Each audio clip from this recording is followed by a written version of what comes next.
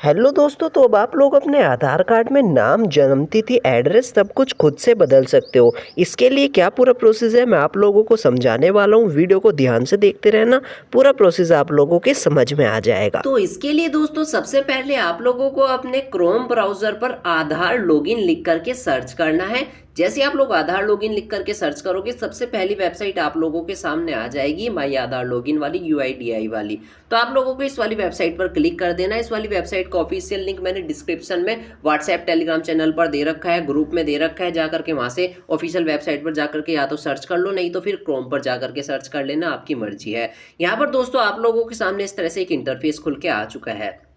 यहाँ पर आप लोगों के सामने सबसे नीचे अगर देखोगे तो एक ऑप्शन आ रहा है बुक एंड अपॉइंटमेंट वाला। यहाँ पर मैं आपको दिखाता हूँ मार्क करके, बुक एंड अपॉइंटमेंट नाम का एक ऑप्शन आ रहा है आप लोगों के सामने।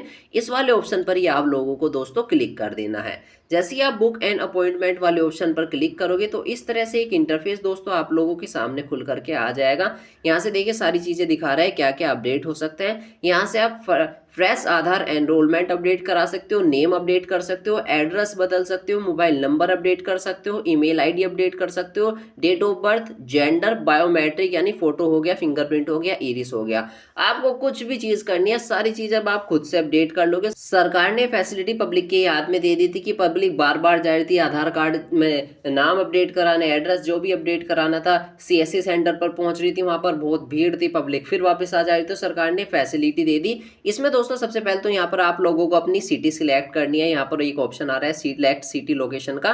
तो यहाँ पर से दोस्तों इतनी सारी सिटी जितनी भी नाम आ रही है ना, यहाँ पर दोस्तों आप लोग अपनी वाली जो भी आपकी सिटी है उस वाली सिटी का ऑप्शन सिलेक्ट कर लेना। सारी सिटी के यहाँ पर नाम दे रखे हैं। यहाँ पर दोस्तों जैसे मैंने अपनी सिटी सेलेक्ट करके एग्जाम्पल के तौर पर दिखा रहा हूँ, उसके बाद प्रोसीड टू बुक अपॉइंटमेंट का जो ये ऑप्शन आ रहा है इस वाले ऑप्शन पर ही आप लोगों को क्लिक कर देना है। जैसे ही दोस्तों आप लोग इस वाले ऑप्शन पर क्लिक करोगे तो इस तरह से एक इंटरफेस आप लोगों के सामने खुल करके आ जाएगा। यहाँ पर दोस्तों सबसे पहले तो आप लोगों को अपना मोबाइल नंबर भरना है। मोबाइल नंबर जैसे आप लोग भरोगे फिर ये कैप्चा कोड भर देना, जो ये कैप्चा कोड आ रहा है। उसके बाद में जनरेट ओटीपी वाले बटन पर क्लिक करना।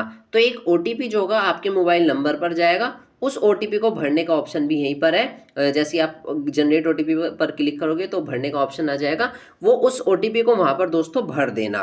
दोस्तों जैसे ही मैंने ओटीपी भर दिया ना, मेरे सामने पूरा नया वाला इंटरफेस खुल करके आ चुका है। यहाँ पर मैं आपको इसको जूम करके दिखाता हूँ। सबसे पहले तो आपको रेजिडेंट यहीं पर सिलेक्ट कर देना है, रेजिडेंट, क्योंकि आप यहीं के निवासी हो तो आप लोग रेजिडेंट पर क्लिक करना। यहाँ पर अपना आधार कार्ड का नंबर जो आपका आधार कार्ड में नाम लिखा है वो भरना। यहाँ पर डेट ऑफ बर्थ भर देना और उसके बाद नीचे यहाँ पर एप्लीकेशन वेरिफिकेशन टाइप में डॉक्यूमेंट ही रहने देना। अपना राज्य सिलेक्ट करना, सिटी, आधार सेवा केंद्र का ऑप्शन सिलेक्ट करना और उसके बाद यहाँ पर नेक्स्ट वाला जो ये बटन आ रहा है इस वाले बटन पर दोस्तों आप लोग क्लिक कर देना। तो दोस्तों जैसे ही आप इतना कर लोगे इस तरह से इंटरफेस आप लोगों के सामने खुल करके आ जाएगा। यहाँ पर आप देख सकते हो सारी चीज अपडेट करने के नाम है, नेम भी यहाँ से आप अपडेट कर सकते हो, जेंडर भी, मोबाइल नंबर भी, ईमेल आईडी भी, एड्रेस भी, डेट ऑफ बर्थ भी और बायोमेट्रिक में फोटो हो गया, जैसे आइरिस हो गया मतलब आंख का, फिंगरप्रिंट हो गए, सब कुछ आप लोग यहाँ से अपडेट कर सकते हो। अगर आपको अपनी फोटो अपडेट करनी है तो आप यहाँ पर क्लिक करना, डेट ऑफ बर्थ करनी है तो यहाँ पर क्लिक करना।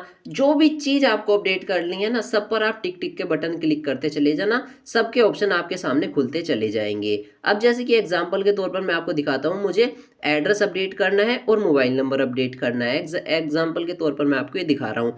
उसके बाद में यहाँ पर मुझे पूछा है date of proof, date select proof of birth.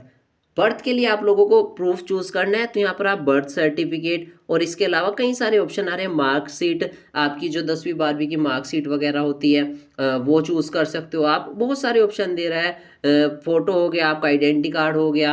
अब इस तरह के कई सारे ऑप्शन आप लोगों के सामने आ रहे हैं। यहाँ पर ईमेल आईडी जो है आपकी वो ईमेल आईडी भर देना और दोस्तों इसके बाद में आपको नेक्स्ट वाले बटन पर यहाँ पर क्लिक करना है। जो आपके सामने नेक्स्ट का बटन आ रहा है ना, इस वाले बटन पर आप लोगों को क्लिक कर देना है। जैसे ही दोस्तों आप लोग नेक्स्ट वाले बटन पर क्लिक करोगे तो इस तरह से एक इंटरफेस आप लोगों के सामने खुल कर आएगा। अब दोस्तों यहाँ पर आप देख सकते हो पूरा इंटरफेस मेरे सामने है। यहाँ पर एड्रेस भी लिखा रहा है जहाँ पर से अपडेट होगा।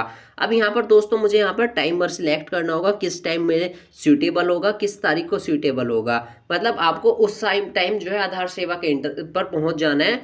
यहाँ पर जो देखिए इतनी सारी डेट्स आ रही है, कोई भी एक डेट सिलेक्ट कर लेना। जैसे कि मैंने मान लीजिए 9 अप्रैल सिलेक्ट कर ली, टाइमिंग पूछ रहा है, टाइमिंग भी मैंने 10:30 से 10:50 के बीच सिलेक्ट कर ली। यहाँ पर जो इतने सारे टाइम के ऑप्शन आ रहे हैं ना, इन वाले टाइम के ऑप्शन में से कोई सा भी एक टाइम आप लोग सेलेक्ट कर लेना। एंड उसके बाद में दोस्तों जैसे ही आप लोग इतना करोगे, अवेलेबल स्लॉट लिखा रहा है, नॉट अवेलेबल भी लिखा रहा है, यानी कि अवेलेबल फिलहाल है, अवेलेबल पर रेड कलर आ रहा है। और इसके बाद दोस्तों 9 अप्रैल की तारीख यहाँ पर पूरा आप लोग देख सकते हो अपना स्टेटमेंट। इसके बाद यहाँ पर जो है नीचे नेक्स्ट का ऑप्शन आ रहा है। अब दोस्तों नेक्स्ट पे क्लिक करते ही साथ मेरे सामने पूरा इंटरफेस खुल करके आ चुका है। यहाँ पर मेरी सारी डिटेल लिखी आ रही है, name, date of birth, OTP, mobile number वगैरह सब कुछ यहाँ पर लिखा आ रहा है।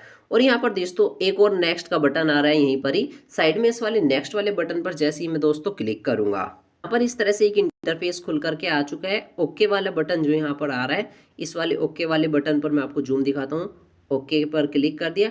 अब दोस्तों यहाँ पर मुझे जो है 50 रुपये जो है पे करने होंगे, क्योंकि देखिए कुछ भी आप आधार कार्ड में चेंज करते हो, अपडेट करते हो, तो उसकी एक फ़ीस लगती है।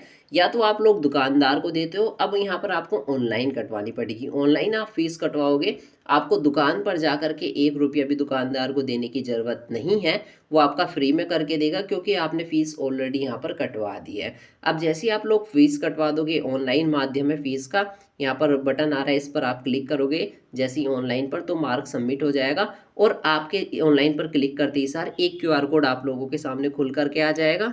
यहाँ पर सारी इन्फॉर्मेशन दे रहा है किस चीज़ से आपको पे करने हैं। जैसे कि मैंने यूपीआई के थ्रू यहाँ पर सिलेक्ट कर लिया। यूपीआई पर सिलेक्ट करते ही सार मैंने फिर मेक पेमेंट पर जैसे ही क्लिक करा, तो मेरे सामने अगला इंटरफेस खुल करके आ जाएगा। अब यहाँ पर भी सारे इंटरफेस आ रहे हैं किस तरह से आपको पे करना है, फ़ोन पे वगैरह, बैंक वगैरह सारे माध्यम यहाँ पर दे रखे हैं। आप लोग क्लिक करके उस क्यूआर कोड पे या यूपीआई आईडी पर जैसे ही आप लोग पे कर दोगे, आपका सबमिट हो जाएगा। जिस तारीख को, जिस डेट को और जिस टाइम को आपने सिलेक्ट करा, उस टाइम पर जा करके उस आधार सेवा केंद्र पर पहुंच जाना। सबसे पहले वो आप लोगों का ही काम करके देगा, क्योंकि आपका टाइमिंग स्लॉट उस समय आपने बुक कर रखा है। तो सबसे पहले आपका काम करके देगा वो, और बाकी के काम वो बाद में करेगा। भीड़ से आप लोग पूरी तरह से बच जाओगे। तो इस तरह से आप लोग अपने आधार कार्ड में कुछ भी अपडेट कर सकते हो बड़ी आसानी से भाई। और आपको आधार कार्ड के बार बार चक्कर नहीं काटने पड़ेंगे सीएससी सेंटर के आधार कार्ड के लिए। तो भाई सरकार ने ये माध्यम आप लोगों के हाथ में दे दिया, तो जाओ इस तरह से अपने आधार कार्ड को अपडेट कर लो।